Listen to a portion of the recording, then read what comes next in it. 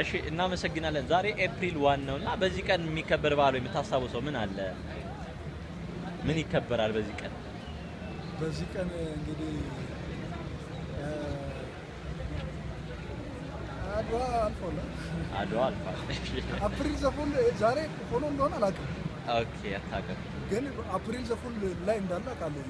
ያ የውሸቱ ቀን ማለት ነው የውሸቱ ቀን ላይ ነው ዛሬ ያለ ነው ቀኑ እሱ ነው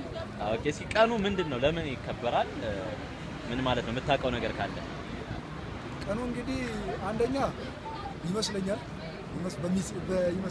ኦኬ ሰዎችን ሰርፕራይዝ ለማድረግ በአማርኛ ሰርፕራይዝ የድንጋጤ ደስታ ኦኬ ለመፍጠር ታስቦ የሚደረግ ነው ሁለተኛ ነገር ደግሞ የሰዎችን የማስታወስ ችሎታ ኦኬ ለመገምገም ቀናትን እያስታወሱ ነው የሚኖሩት ለምሳሌ ዛሬ ቀኑን ውዬዋለሁ ሐሙስ እንደሆነ ራሱ ሰዓቱ ዝም ብሎ በቀኑ የሚኖሩ ሰዎች አሉ ኦኬ ቀኑን እያስታወሱ ነው ያስችላል ያስባል በጣም ጥሩ የካቲት 23 በምን ነው የምታውቀው ይሄን ቀን የካቲት 23 አድዋ ደግሞ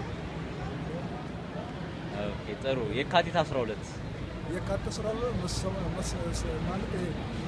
የተሰዉበት ሰማዕታት በጣም ጥሩ እስኪ በዚሁ አጋጣሚ ኤፕሪል ዘፉል ኢትዮጵያ ውስጥ ይከበር አይከበር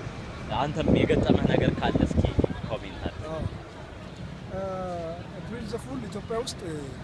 እንደኔ ትንሽ ቢቆይ ባይከበር አሁን ባለበት ብዙ ያስደነገጡ ነገሮች ስላሉ ኦኬ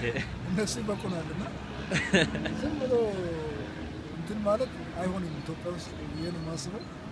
ከዛ ውጭ ሌሎችን ይናገሩ ኦኬ እናመሰግናለን እስኪ ሌላ ጥያቄ እንጠይቀህ ቭላድሚር ፑቲን ሲባል ሰምተህ ታውቃለህ ፑቲን ማን ነው ቭላድሚር ፑቲን ማለት ያው የሩሲያ መሪ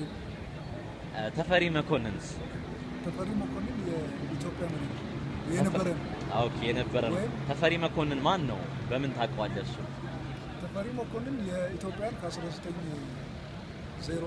ምናምን ጀምሮ እስከ 1966 ወደ ድረስ መፈንቅለ 30 ዓመት